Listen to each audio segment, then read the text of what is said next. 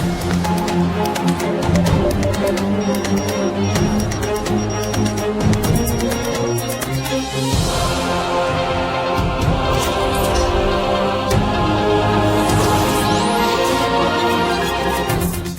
est 19h30 sur les antennes de Mosso TV. Mesdames et messieurs, bonsoir et bienvenue dans cette édition. Nouvelle manifestation à Kayes. Nous vous en parlions hier, le décès d'un motocycliste, Seiba Tambora, dans la nuit du 11 au 12 mai, âgé de 17 ans, avait causé des manifestations dans la ville de Kayes. L'enterrement prévu pour hier a également dégénéré. Rappelons les faits.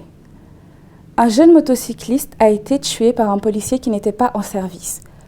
Des jeunes étaient descendus dans la rue pour manifester leur colère et leur incompréhension. Suite aux événements, le gouvernement a envoyé une délégation afin de présenter ses condoléances à la famille du défunt. Selon les témoins sur place, le ministre de la Sécurité se serait d'abord rendu au commissariat incendié et a ensuite voulu se rendre aux obsèques.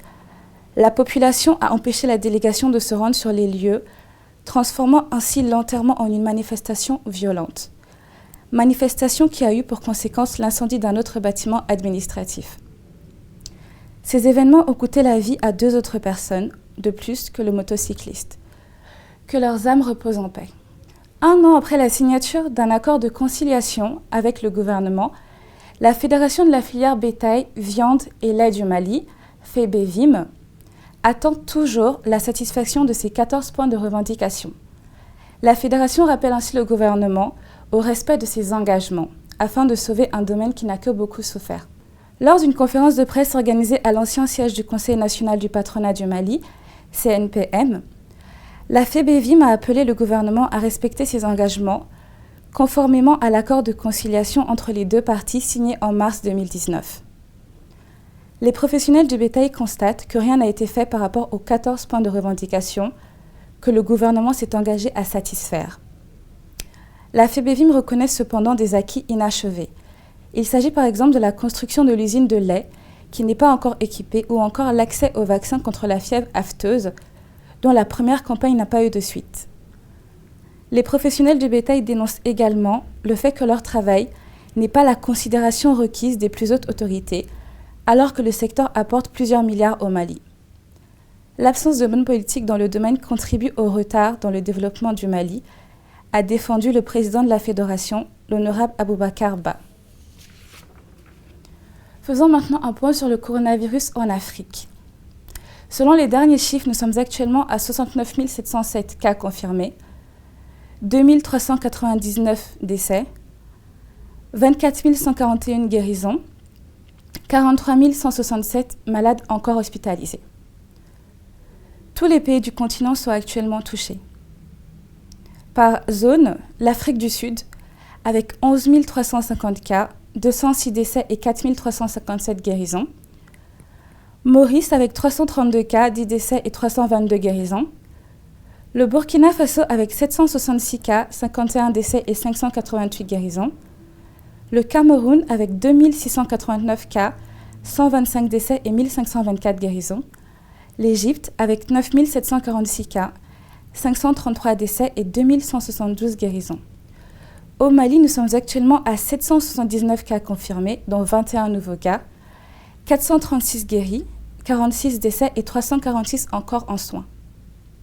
Nous vous parlons de tous les pays qui étaient touchés par le coronavirus. Donc, parlons maintenant du Lesotho, qui a été le dernier pays d'Afrique à être touché.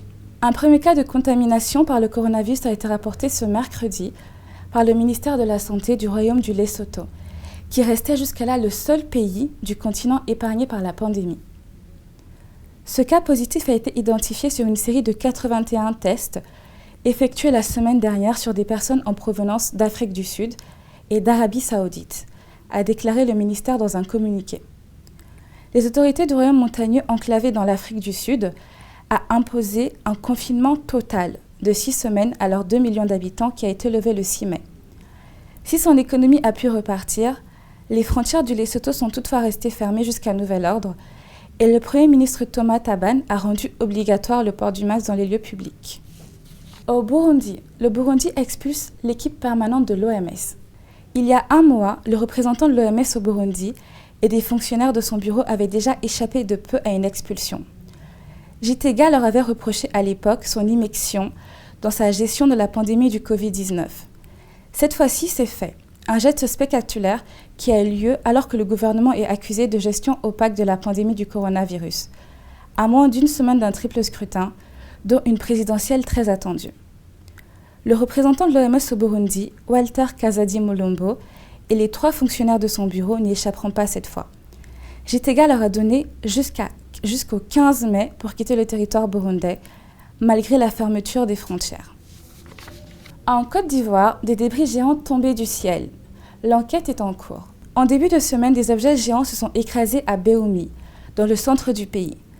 Les experts internationaux assurent qu'il s'agit des débris d'une fusée chinoise mise en orbite la semaine dernière. De leur côté, les autorités ivoiriennes ne confirment pas formellement et précisent que les enquêtes sont toujours en cours pour déterminer la nature et l'origine des objets. On a d'abord cru à un coup de tonnerre, explique Jean-Marc Kouassi, le maire de Béoumi. Lundi dernier, un vacarme assourdissant surprend les habitants du département situé à quelques kilomètres de Bouaké. En se rendant sur les lieux du bruit, les villageois découvrent stupéfiés, en pleine brousse, des objets métalliques de plusieurs mètres d'envergure et préviennent la gendarmerie. Si les habitants ignorent la nature des objets tombés du ciel, les experts internationaux affirment que ce sont des débris de la fusée chinoise Long March 5, en orbite depuis son lancement le 5 mai dernier. Une information vite confirmée par la presse étrangère. Il était bel et bien prévu que des débris de l'appareil s'écrasent au large des côtes ouest africaines, dans l'océan Atlantique. Mais quelques morceaux ont atterri dans le centre de la Côte d'Ivoire. Fort heureusement dans des zones inhabitées, donc ni victimes ni dégâts matériels. Les autorités ivoiriennes n'ont pas officiellement confirmé qu'il s'agissait de la fusée chinoise, mais selon le responsable de la communication du ministère de la Sécurité, Yves Zogbo, tout laisse à croire qu'il s'agit bien d'un engin spatial. L'État ivoirien, qui n'était pas au courant de l'opération, poursuit les enquêtes et n'exclut pas de demander des comptes à qui de droit. Et ce sera visiblement la Chine. Au Burkina Faso, 12 détenus accusés de terrorisme sont décédés dans leurs cellules. 25 personnes avaient été interpellées par les forces de défense et de sécurité dans la nuit du 11 au 12 mai.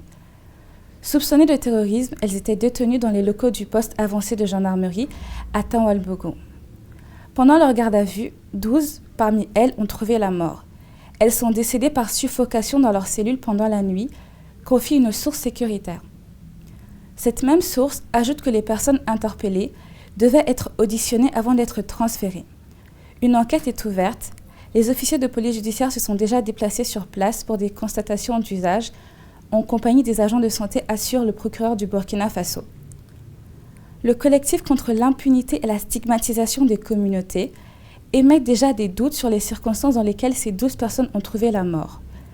Les corps avaient été déjà enveloppés avant d'être remis aux populations pour leur inhumation, explique l'un des responsables de ce collectif, suite aux témoignages recueillis auprès des habitants du village. Nous arrivons à la fin de cette édition. Merci de votre attention et très bonne suite de programmes sur Mousso TV.